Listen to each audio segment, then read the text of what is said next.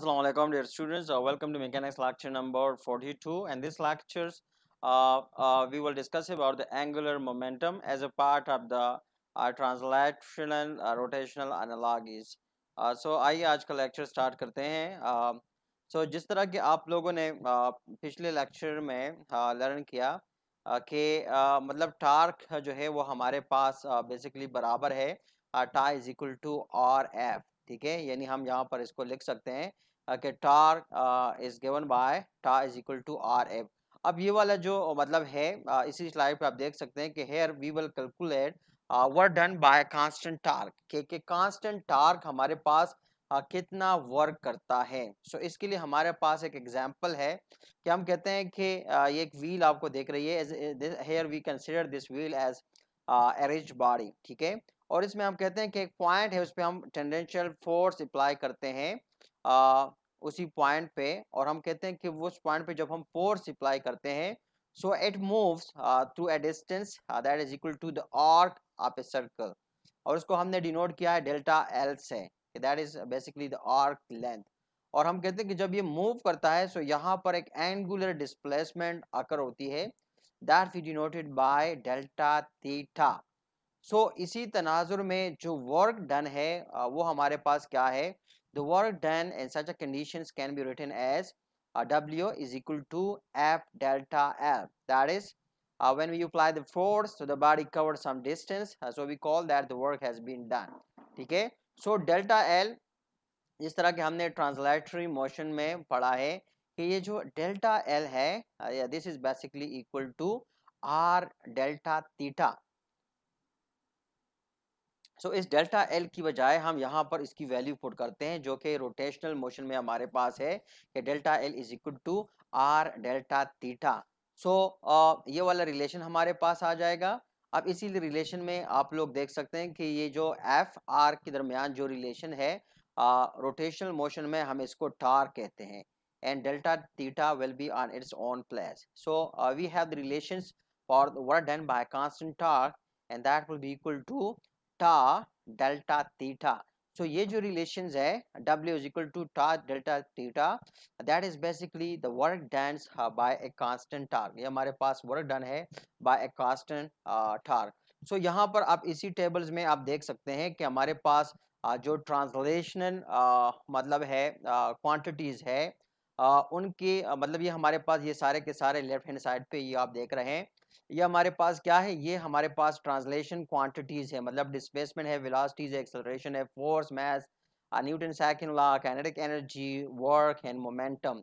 और उसके जो एनालॉजीज है रोटेशनल मोशंस में दे आर गिवन हेयर कि मतलब यहाँ पर देखें कि जो ट्रांसलेशन क्वांटिटीज है उनके सामने हमने लिखा है कि रोटेशनल डायनामिक्स में जो उनके मतलब जो एनालॉगस क्वांटिटी है उनको हमने यहाँ पर वो लिखा है इनके सामने. मतलब बाकी सबको तो हमने डिस्कस कर लिया है, लेकिन यहाँ पर अब जो हमने work done by constant torque that and translatory motions we denoted by F d. ठीक है, और रोटेशन मोशन में हमारे पास ये बराबर है टा डेल्टा थीटा. तो एक और क्वांटिटीज है जिसको हम यहाँ पर डिस्कस करेंगे, वो है कि ट्रांसलेटरी मोशंस में हमारे पास एक टर्मिनोलॉजीज होती है या क्वांटिटीज होती है या एक फिजिकल क्वांटिटी है जिसको हम कहते हैं मोमेंटम. अब इसका जो मतलब है जो एनालॉगस है रोटेशन में, again here you can see that we have a question mark. इसका मतलब है कि अभी हमने इसको डिस्कस नहीं किया, मतलब इसको अभी हम डिस्कस करने जा रहे हैं. सो यहाँ पर just like the previous lectures, here you can see the connections between the translatory and rotational quantities. ठीक है, ये जो translatory quantities है और जो हमारे पास जो rotational उनकी analogous है मतलब you can see that they how these quantities they are being interlinked, ये कैसे एक दूसरे के साथ मतलब लिंक्स है. ठीक है, सो आज के लेक्चर में इसी लेक्चर में हम बात करेंगे अबाउट एंगुलर मोमेंटम. ठीक है, so angular momentum of the rotating body is basically equal to the moment of inertia multiplied by the angular velocity. ठीक है, कि angular momentum किसी भी rotating rich body की वो हमारे पास बराबर है उसी बॉडी में मोमेंट ऑफ इनर्शिया की कितनी मकदार है और multiply by the angular velocity omega. So ये हमारे पास है. कि एंगुलर मोमेंटम को हम डिनोट करते हैं एल से, और ये हमारे पास बराबर है आई ओमेगा। इसकी जो यूनिट है that is equal to kilogram metre square per second. So now you should recall the Newton second law in term of momentum. So you know that in term of momentum, in case of translatory motions, we have Newton second law, that is net force is equal to rate of change of momentum, which is equal to ma. So यहाँ पर हमने एक बात की थी, if you remember हमने कहा था कि if net force acting on the body is zero, so the rate of change of momentum will be zero, which mean that the momentum will remain constant. ठीक है, or in other words we can say that momentum is conserved if the total force acting on the body is equal to zero. So the same we can consider for the angular momentum, which we say that is equal to I omega.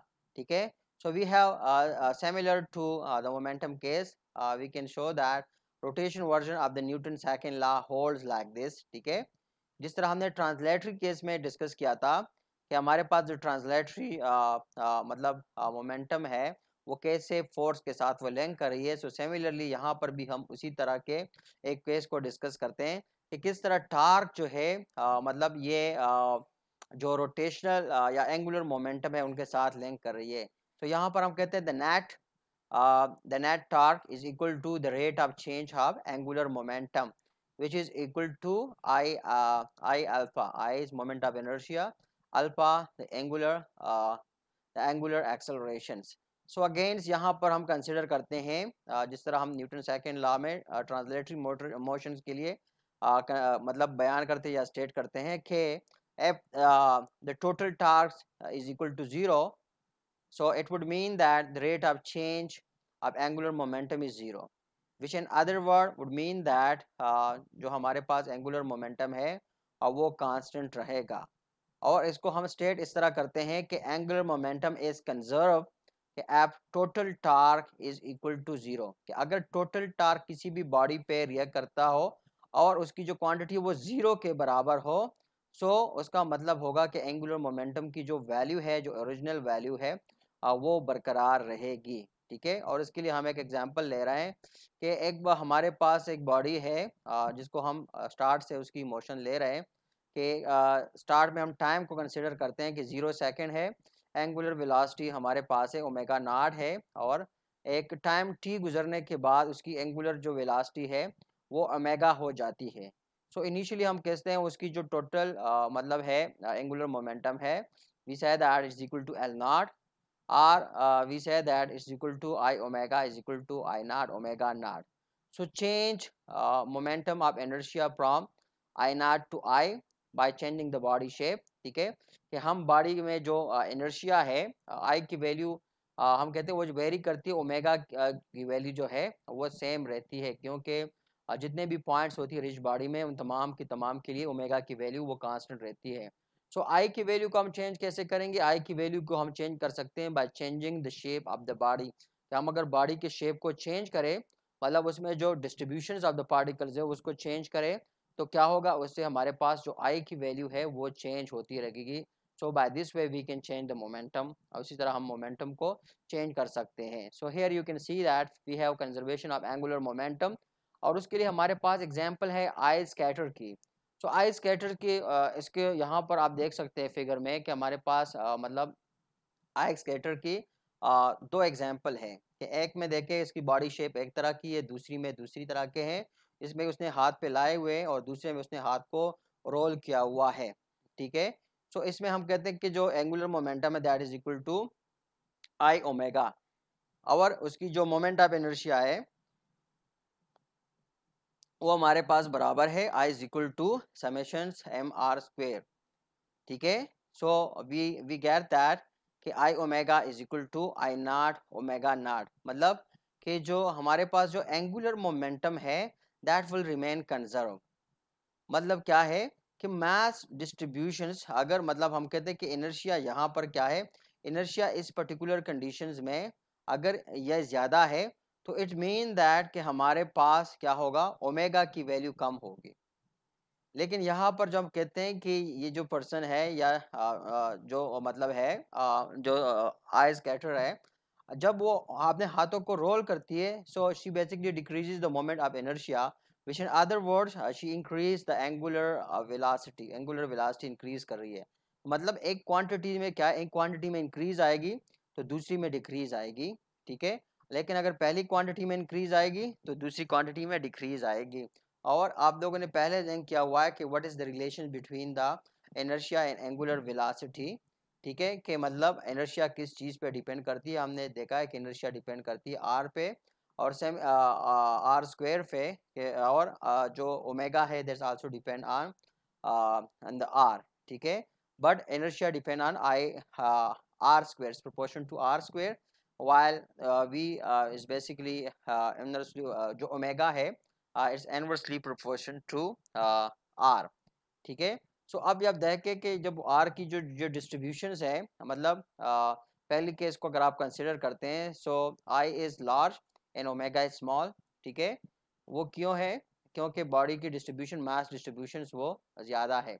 अब case B में यहाँ पर देखें कि आई की जो value है that will be smaller and omega की जो है वो लार्जर होगी, सो बॉडी वो रोटेट करेगी हाई, ये जो बॉडी है उसकी ये हाई स्पीड के साथ वो क्या करेगी, वो रोटेट करेगी, मतलब उसकी जो एंगुलर फ्रिक्वेंसी होगी, सॉरी जो एंगुलर वेलोसिटी होगी वो ज़्यादा होगी। Same we consider the case of conservation of angular momentum. So यहाँ पर भी आप देख सकते हैं कि सेंटर ऑफ मास है बॉडी की शेप एक तरह है, मतलब एक डाइवर की एग्जांपल हम ले रहे हैं। सो डाइवर की शेप एक तरह की है, तो यहाँ पर हम कहते हैं कि एंगुलर मोमेंटम की एक खास वैल्यू होगी। जब यहाँ पर I mean when the diver start moving, ठीक है, so during that motions she is basically changing the body's conditions, वो बॉडी की कंडीशन चेंज कर रही है। सो जो इंक्रीज या डिक्रीज आएगी, लेट सपोज हम कहते हैं कि आई में जो चेंज आएगी, ठीक है, अगर आई इंक्रीज करती है एक पर्टिकुलर कंडीशन में, सो यहाँ पर ये जो वैल्यू है ओमेगा की वो इंक्रीज करेगी, अगर आई डिक्रीज करेगी तो ये इंक्रीज करेगी। सिमिलरली अगर आई डिक्रीज करेगी तो ओमेगा इंक्रीज करेगी। अगर मतलब एक क्वांटिटी में जितना इंक्रीज आएगा दूसरे में उतना डिक्रीज आएगा। लेकिन एट द एंड हम कहते हैं कि जो टोटल क्वांटिटी है जो एंगुलर मोमेंटम की, इट विल रिमेन कंजर्व, मतलब decrease in one quantity will result increase in the other quantity, but the total quantity that we say that the angular momentum will remain conserved. But it's in that particular case when we say that the summation of all the torques acting on a body is equal to zero. But be remember in such a conditions, I mean you see these particular conditions of the diver, in such a condition we say that summation of the forces, that is the net force, is not equal to zero. Why is that? Because we say that the force of gravity is also acting in such a conditions. इस condition में force of जो gravity है वो भी react कर रही है। सो be remember कि यहाँ पर हमारे पास जो टोटल फोर्स या नेट फोर्स है वो ज़ीरो नहीं है। बिल्कुल इसी तरह के हमारे पास एग्जांपल है conservation of vector angular momentum की, कि एक बॉडी है वो एक प्लेटफॉर्म पे वो क्या कर रहा है, वो मूव कर रहा है विद वेलोसिटी v, ठीक है। और platform around centre of axis वो भी मूव कर रहा है। सो प्लेटफॉर्म की जो वेलोसिटी है that is an clockwise directions, while that of a person on the platform is anti clockwise directions, ठीक है। तो इसी कंडीशन में भी हम कहते हैं कि law of conservation of angular momentum वो क्या करेगी, मतलब वो ओबे होगी। तो यहाँ पर देखें कंजर्वेशन ऑफ एंगुलर मोमेंटम, सो हमारे पास है जो पर्सन है और जो प्लेटफॉर्म है दोनों की जो एंगुलर मोमेंटम है they are the same, they are equal but in opposite direction के, दोनों की मतलब है जो पर्सन है और जो प्लेटफॉर्म है दोनों की जो एंगुलर मतलब है जो एंगुलर मोमेंटम है वो क्या है, वो बराबर है लेकिन अपोजिट डायरेक्शन में है। तो दोनों को जब हम ऐड करते हैं so the total angular momentum is equal to zero.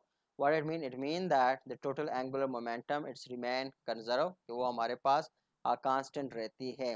Another example, conceptual example is that up you can see it in the figure, conservation of angular momentum। एक body has, एक person है वो क्या है, एक wheel को हाथ में लिए उसको घुमा रहा है। सो उसकी जो इसी केस में भी डिटेल बुक के अंदर गिवन है, हम कहते हैं इसी कंडीशन में भी जो इनिशियल और फाइनल एंगुलर मोमेंटम है बॉडी की वो क्या रहेगी, वो कांस्टेंट रहेगी, ठीक है। सो मतलब इसमें हमारे पास एक पर्टिकुलर केस है कि हम कहते हैं कि ये जो बॉडी है एक्सिस है, इसकी जो हमारे पास जो मोमेंटम है that we denoted by L, इसको हम एल से डिनोट करते हैं और टोटल मोमेंटम कहते हैं is equal to minus L plus the momentum of the person.